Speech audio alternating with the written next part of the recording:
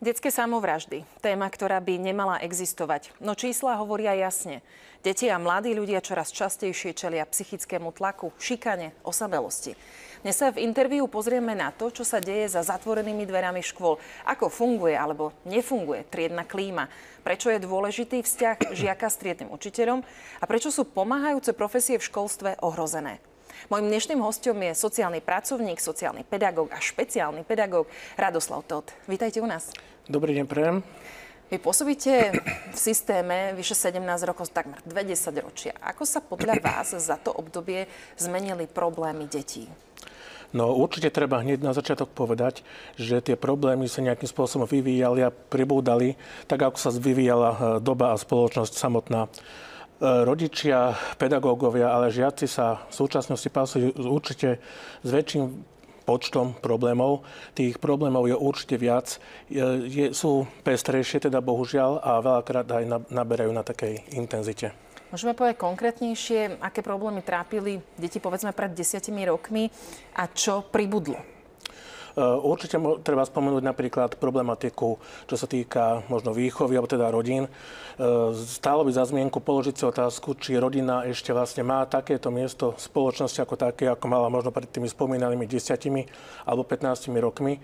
A práve to gro, to všetko začína podľa teda môjho názoru v rodine, pretože detstvo je alfa omega teda všetkého a dieťa odniekaľ do toho školského prostredia proste ide.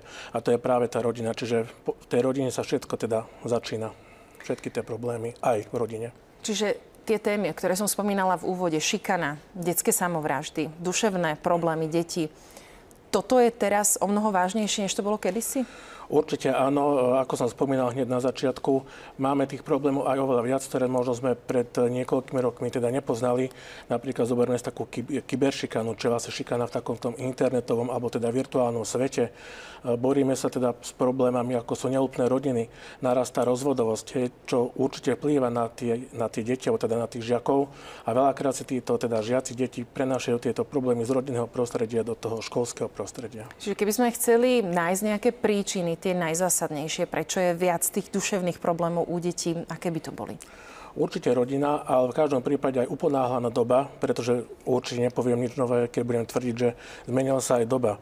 Nemôžeme porovnávať súčasnú dobu a dobu pred spomínaných 15 rokov, takže tá doba a celková spoločnosť sa zmenila a veľakrát teda bohužiaľ aj ľudia v tej spoločnosti sa menili a menia nie vždy možno k lepšiemu.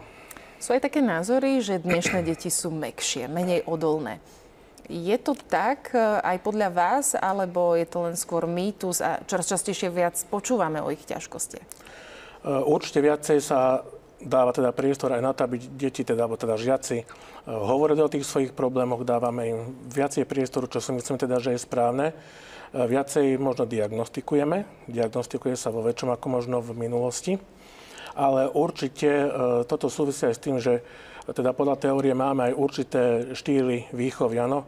A keď je ten štýl výchovy taký veľmi ochraňujúci, teda k tomu dieťaťu, áno, tak potom sa teda stretávame s takým niečím, že to dieťa sa teda nevie popasovať takými bežnými problémami života aj v tom školskom prostredí napríklad.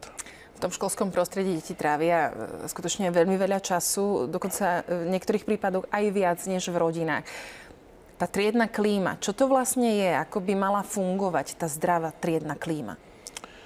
Ako ste spomínali, keď žiak viacej času trávi napríklad v tom školskom prostredí, že sa možno neponáhla domov, tak to je tiež otázka, treba hľadať dôvod, prečo sa to dieťa neponáhla možno domov, prečo oddialuje ten príchod domov. A s touto triednou klímou vlastne je jej nadradený taký pojem, že triedny mechanizmus. A tento triedny mechanizmus vlastne v sebe zahŕňa určité zložky. Ale to je vlastne to, že triedny učiteľ by si mal vedieť vytvoriť vzťah tým svojim žiakom, že vedieť si vypestovať teda dôveru a na dôvere sa to vlastne všetko zakladá. A keď máme efektívnu triednu klímu, tak z toho vyplýva vlastne aj efektívne vyučovanie, lepšie známky, deti sa lepšie učia, dosahujú lepšie výsledky, tým pádom sa môžu prihlásiť na lepšie školy, lepšie študovať, máme potom spokojných rodičov, škola má lepšie meno a vidíme tu, že všetko so všetkým môže súvisieť. Ale ako sa aj ten učiteľ dostane bližšie k tým svojim žiakom mimo teda toho, čo potrebuje dajme tomu, odučiť, nadviazať s nimi nejaké lepšie vzťahy? Predsa má ich v triede 20-30, sú triedy, kde teda je to aj cez 30 žiakov. Dá sa to vôbec? Určite áno, sú na to rôzne metódy, rôzne teda postupy. Ako napríklad za všetky spomeniem triednické hodiny. To je vlastne ten priestor, ktorý by si triedny učiteľ mal nájsť, teda na tých svojich žiakov, na tú svoju triedu. To je práve ten priestor, kde by sa žiaci, kde by mali mať žiaci priestor na to, aby sa vyrozprávali tomu triednemu učiteľovi. Keď nechcú pred aj ostatnými spolužiakmi minimálne dať učiteľovi triednemu impuls, že chcem sa rozprávať s vami o tom medzi štyrmi očami. Ale potom ešte také niečo nové, alebo novšie sú tzv. Radné kruhy, ktoré sa vlastne zavádzajú aj na základných školách a sú vlastne o tom, trvajú 10, 15, 20 minút a teda slúžia na to, že ten triedny učiteľ, ale nemusí to byť len triedny učiteľ, ale aj učiteľ iný, vlastne urobí taký nejaký pozitívny štart tým žiakom svojim, alebo teda svojej triedy do toho celého dňa, namotivuje ich, aby ten deň proste bol pre nich úspešný, aby hravo zvládli tie úlohy, ktoré ich čakajú, povinnosti. No a v tomto celom systéme sú tam nejaké vzťahy medzi triednym učiteľom a žiakmi, ale prichádzajú do systému vzdelávania aj rôzne podporné profesie. Spomínala som aj vás ako sociálneho pedagóga, sú tam špeciálni pedagógovia, školskí psychológovia a tak ďalej. Kto všetko vlastne tvorí a mal by tvoriť v takom tom správnom systéme vzdelávania tie podporné funkcie a na čo sú dobré? No určite patrí do tohto systému podporných funkcií školský špeciálny pedagóg, školský psychológ, sociálny pedagóg a nesmieme zabúdať na pedagogických asistentov. Úplne taký ideálny scenár je ten, alebo teda bol by ten, keby v každej škole sa nachádzal minimálne jeden zástupca, teda zamestnanec tohto podporného tímu, každý člen takéhoto podporného tímu, ale realita je častokrát úplne iná. Máme aj nejaké dáta, koľko škôl to takto má, aspoň teda percentuálne? Čo som si ja zmapoval, tak priznám sa v mojom okolí, nepoznám školu, kde by boli naozaj zastúpené všetky tieto vymenované podporné teda funkcie. Ale to, aby aspoň jedna profesia bola na škole z tých podporných profesí? Tá je v podstate všade. Minimálne ten špeciálny pedagóg, školský špeciálny pedagóg, čo vyplývajú zo zákona, ten je zastúpený všade, ale práve teda bohužiaľ pozícia sociálneho pedagóga je zastúpená najmenej na školách, či už na základných alebo na stredných. Na sociálny pedagóg, čo má mať na starosti, keď ho spomínate? To je taký celkom novodobý pojem, alebo teda funkcia, ktorá nie stále bola v systéme vzdelávania? Áno, a ešte doplním, že novinkou možno asi 2 roky je aj pozícia sociálny pracovník na školách a veľakrát sa to tak možno aj bije. Nevedia možno mnohí, aký je tam teda rozdiel. No ten sociálny pedagóg teda mal by spolupracovať s pedagogickým kolektívom, ale nie len teda so žiakmi by mal spolupracovať, ale pri riešení problémov určite by mal zapojiť aj rodičov, pretože ako sme už spomínali, tá rodina je vlastne to ohnisko, teda možno veľakrát, nehovorím, že je to pravidlo, ale veľakrát ohnisko tých problémov, ktorí si teda žiaci prenášajú do toho školského prostredia, do tých školských hlavíc. A ako reagujú práve tie rodiny, kde teda tvrdíte, že je veľká časť zodpovednosti za ten stav, aký je medzi deťmi, medzi žiakmi, na vás, sociálnych pedagógov, na vaše rady, na vaše odporúčania, s čím sa stretávate? No ja môžem, chvála Bohu, povedať, že rodičia sú naklonení spolupráci, keď teda riešime teda nejaký problém teda ich dieťaťa alebo teda žiaka. Každý rodič, pokiaľ je zodpovedný, tak pristúpi na nejakú teda spoluprácu, ale stáva sa to, že teda rodič odmietne nejakú spoluprácu, pretože nevidí v tom svojom dieťati problém, dieťa nerobí problémy a tak ďalej. Takže potom, keď o základ je priznať si, že chybu. Áno, platí to vo všetkom živote. A keď si človek sám prizná chybu, tak až potom sa dajú veci riešiť a naprávať. A dajú sa napraviť aj práve takí rodičia, ktorí odmietajú a nevedia si priznať chybu, že je to o nejakom sústavnom pôsobení na nich? Pokiaľ naozaj rodič tvrdohlavo odmieta spoluprácu, no nútiť nikoho nemôžeme. To je teda určite, ale treba minimálne rodičovi vysvetliť, prečo je dobré spolupracovať, čo to môže pre toho žiaka znamenať aj do budúcna, do dospelosti, pretože veľa tých problémov si žiak môže niesť aj do dospelosti, už do takého možno pracovného života. Ale pokiaľ ten rodič bude sústavne odmietať nejakú spoluprácu, tak je to, je to teda ťažké, ale určite treba poukazovať na tie výhody, prečo je vhodné teda spolupracovať. No a kde je ten priestor, kde máte vy, sociálni pracovníci, sociálni pedagógovia, priestor stretnúť sa s rodičmi v rámci školy? Určite áno. Pokiaľ riešime nejaký taký, nazveme to možno háklivejší problém žiaka, kde ozaj... Napríklad šikana.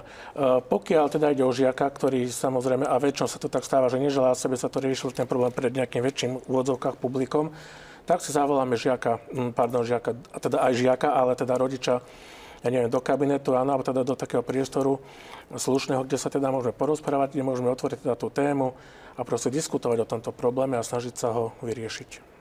Vy ste spomínali, že bolo by ideálne, ak by všetky tie podporné profesie boli na škole. To, čo na Slovensku funguje a je realitou, je zastúpenie aspoň jedného z nich. Ale prečo ich teda nie je viac? Nie je ich viac je preto, pretože tu treba brať, tu je taký pohľad z takých dvoch strán. Doteraz vo väčšine prípadov boli tieto podporné opatrenia financované z európskych zdrojov, eurofondy. Každá škola vlastne môže požiadať o pridelenie nejakého člena z tejto ponuky, tak to nazvime, čo sa týka toho inkluzívneho tímu, ale tieto pozície sú viazané na počet žiakov školy. Čiže keď máme, ja neviem, od toľko do toľko, áno, tak môžeme mať toľko členov podporného tímu. A proste takto to proste funguje. Čiže veľakrát, keď aj školy požadovali určitý počet členov školského podporného tímu, ale nesplňali počet, čo sa týka kritérií, tak im neboli pridelení vlastne členovia týchto školských podporných tímov. V súčasnosti sa prechádza pomaly na financovanie cez štátny rozpočet a tu vlastne sa stretávame s tým problémom, že keď aj riaditelia škôl žiadajú určitý počet týchto členov školského podporného tímu, tak zase nie sú v takej miere vyčlenené finančné prostriedky. Čiže zase nie je možné pokryť požiadavky riaditeľov škôl. Čiže tak trošku ideme z dažďa pod odkvap, ako keby.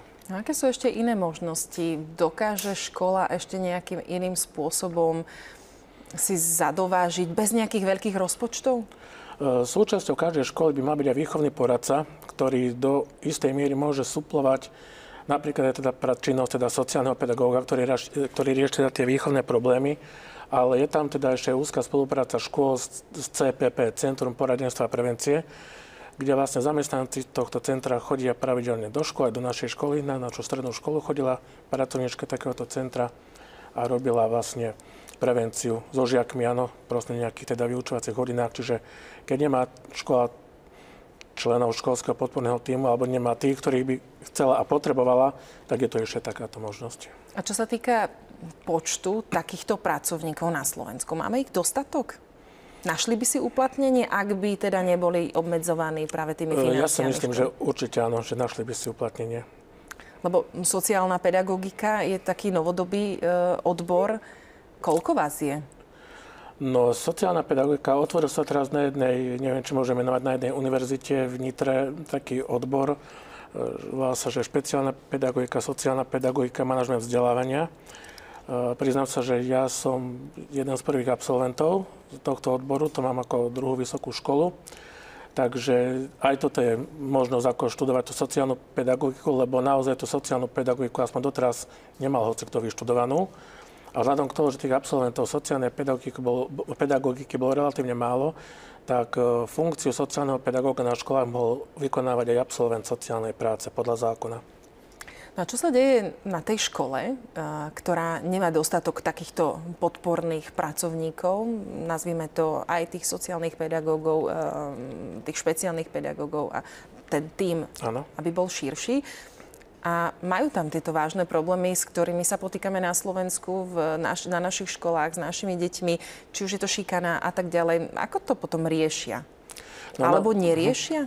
No, snažia sa to riešiť, vtedy práve nastupuje ten spomínaný teda výchovný poradca, ktorý teda snaží sa aspoň zastrešiť teda vlastne túto činnosť na tých školách, ale väčšinou ten výchovný poradca nerobí len výchovného poradcu, čiže nie je to možno jeho priama činnosť, priama pracovná náplň.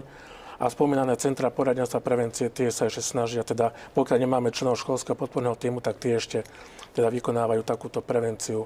Po školách vlastne chodia a vykonávajú prevencie. Ako to je vlastne s budúcnosťou týchto podporných profesí? Vidíte snahy, že by kompetentní, či už to zohľadňovali napríklad v rozpočtoch ministerstvo školstva, ako to vidíte do budúcna? Tu bol jeden taký dosť zásadný problém, a to ten, že v zákone bola taká formulka, že pracovná zmluva sa môže uzatvoriť so zamestnancom na dobu trvania projektu. Čiže tie zmluvy sa veľakrát uzatvárali aj na dobu určitú viac ako 2-krát. Ako náhle ale teda by už mal zamestnávateľ zmeniť pracovnú zmluvu na dobu neurčitú, tak veľakrát tu prichádzame k takému problému, k takému úskaliu, že vlastne tí riaditeľia škôl radšej zamestnajú niekoho iného, komu môžu dať zmluvu iba na dobu určitú, a toho človeka, komu by mali dať zmluvu na dobu neurčitú, radšej teda prepustia. Je to aj kvôli odstupnému. Je možné sa aj brániť voči takýmto praktikám? Viem, že sú snahy proste apelovať aj na ministerstvo školstva, aby proste sa vyhovelo vlastne členom týchto pomáhajúcich profesí, ale je to zrejme beh na dlhé trate. No. Ako to je v zahraničí? V zahraničí vlastne tiež fungujú tieto podporné opatrenia, členovia školských podporných tímov, ale pokiaľ teda mám, čo som teda tak naštudoval, čo som si študoval, tak tam sú bratí títo zamestnanci, teda títo odborníci tak vážnejšie, serióznejšie, a riaditeľia škôl si uvedomujú viacej potrebu týchto pozícií u seba v škole, viac ako na Slovensku. Keď sa vrátime k tomu, že sme nejako limitovaní, hovoríme teda tými financiami najmä, ale máme tu triednych učiteľov a chceme teda pomáhať tým deťom. Mnohí ale učitelia sú vyhorení. Ako sa im dá pomôcť, aby sme ich podporili v tom, že aby našli ešte chuť pomáhať tým deťom? V prvom rade si treba uvedomiť, a tiež to platí skoro pri všetkom, treba si uvedomiť, že mám nejaký problém. Áno, že sa vôbec teda niečo deje, že sa proste niečo teda so mnou deje, napríklad keď to teda tak zosobním na seba. A keď si uvedomím, že mám teda nejaký problém, tak rieši to možno s vedením školy, áno, proste s riaditeľom, s riaditeľkou. A sú rôzne teda systémy, rôzne metódy k tomu, aby sa ten človek zbavil toho vyhorenia, hej, alebo proste aby vedel plnohodnotne vykonávať tú svoju funkciu. V poriadku, jedna vec je napríklad možno, áno, dovolenka, ale existuje aj supervízia, áno, ako jedna z metód, ako proste jedna metóda. Takže proste toto sú asi veci, ktoré pomáhajú, alebo proste team buildingy. Áno, toto sú tiež také proste veci, také neoficiálne stretnutia možno zamestnancov škôl, ktoré môžu teda vlastne pomôcť k tomu, aby sa ten zamestnanec vrátil možno na tú správnu cestu, hej, tak to nazviem, alebo aby sa necítil vyhorený. A ako vnímate postavenie učiteľa v dnešnej spoločnosti? No určite aj tá samotná pozícia, status učiteľa ako takého sa zmenil za niekoľko, možno 10-15 rokov. Neviem, či k lepšiemu. Bohužiaľ, počúvame rôzne prípady, aj teda z médií, deje sa naozaj všeličo v tých školách, aj na Slovensku, aj teda v zahraničí. Obdivujem naozaj každého učiteľa, ktorý učí, lebo je to naozaj ani nie práca, ale poslanie. U vás je teda poslanie zjavne ten tím, tá sociálna pedagogika, sociálna práca. Bolo to hneď niečo, čo ste chceli robiť už pomaly od detstva, alebo ako sa profiloval váš vzťah práve k tejto profesii? Ono v podstate, ja sa v sociálnej oblasti pohybujem od skončenia vysokej školy, čiže to už je od roku 2008. A prešiel som sa naozaj rôznymi teda prípadmi, rôznymi klientami, pracoval som na rôznych teda pracovných pozíciách. Nebolo to vždy tak, to sa priznám. Nevidel som sa od začiatku v sociálnej sfére, ale ešte možno počas vysokej školy som to ani nepripúšťal, že by som práve ja išiel do sociálnej sféry. Ale tak človek sa nejako hľadal, ale už teda môžem povedať z istotou, že toto bude to, čo ma asi bude živiť a čo ma určite baví, čo ma naplňa. Robím v Leviciach aj v Levickom okrese veľmi veľa takých dobročinných aktivít pre seniorov, pre deti. Takže aj teda s kamarátkou jednou, takže toto je to, čo ma baví, čo ma naplňa. V čom vidíte zmysel pôsobiť ako sociálny pracovník v tom školstve? Čo vám to dáva? Mne to vlastne dáva to, že keď pomôžem nejakému žiakovi vyriešiť nejaký problém, tak proste ma to vnútorne teší, ma to vnútorne obohatí. A A naozaj to školské prostredie ako také proste vnímam, že naozaj tam je potreba toho sociálneho pracovníka, alebo teda sociálneho pedagóga, lebo tých problémov tam je naozaj neúrekom.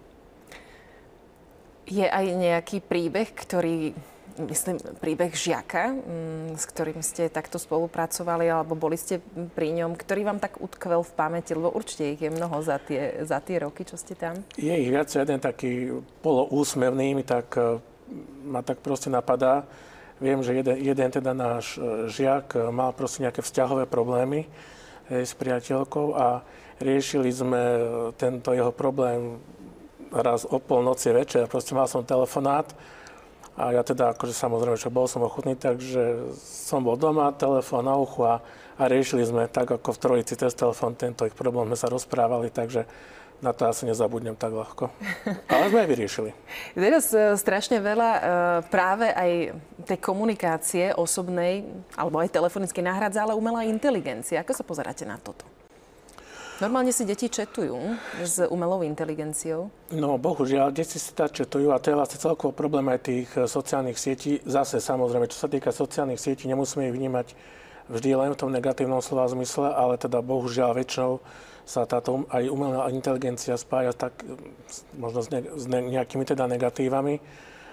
Určite treba vlastne povedať, že je to v niečom to je možno dobré, ale v niečom teda možno nie. Neviem, či táto umelá inteligencia, bojím sa toho, aby celkom nenahrádzala nejaké možno samoštúdie alebo čítanie, alebo proste také tie bežné veci, na ktoré my možno boli zvyknutí. Najmä mám na mysli, že či môže nahrádzať priateľstva, vzťahy.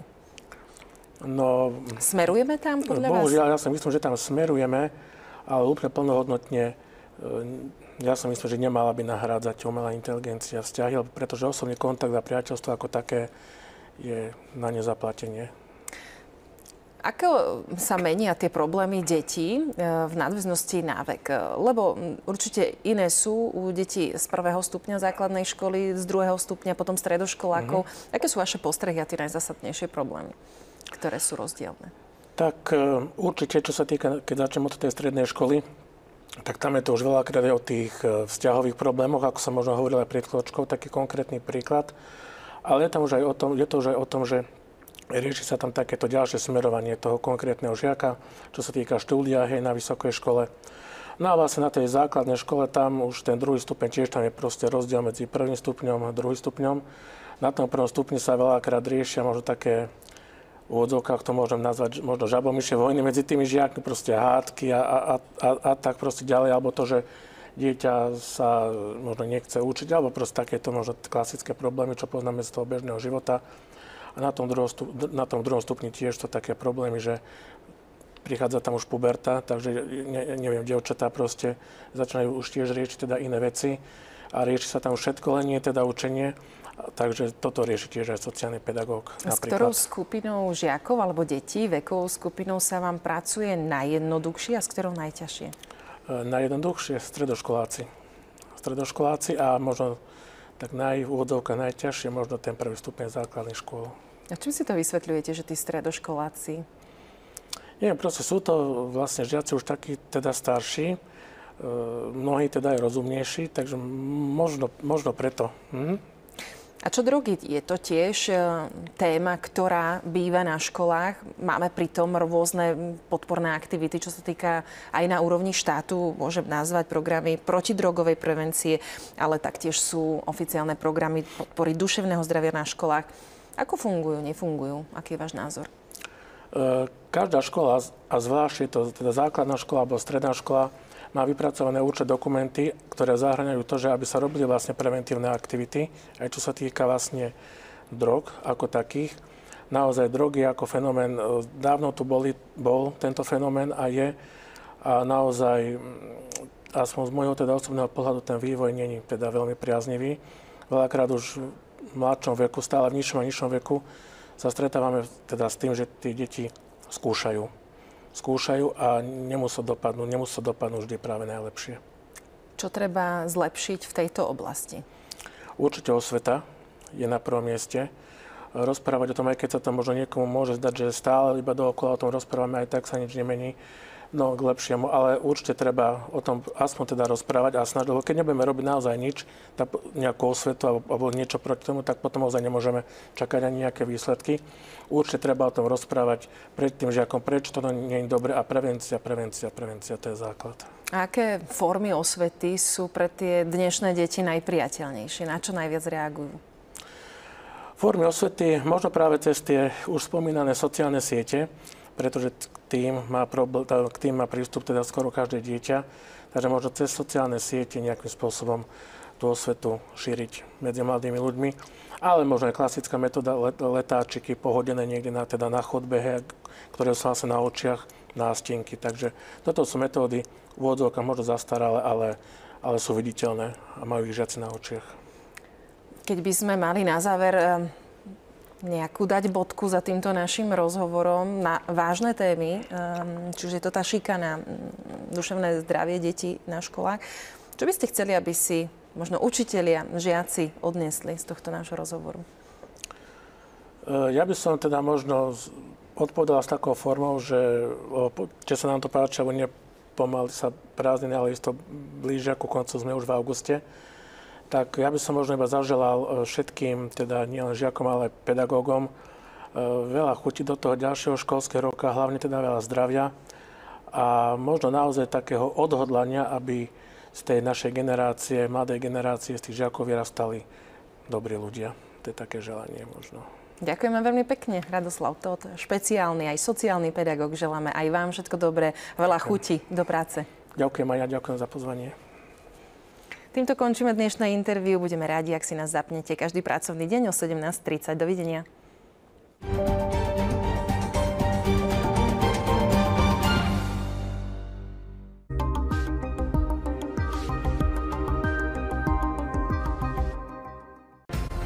Klimatické zmeny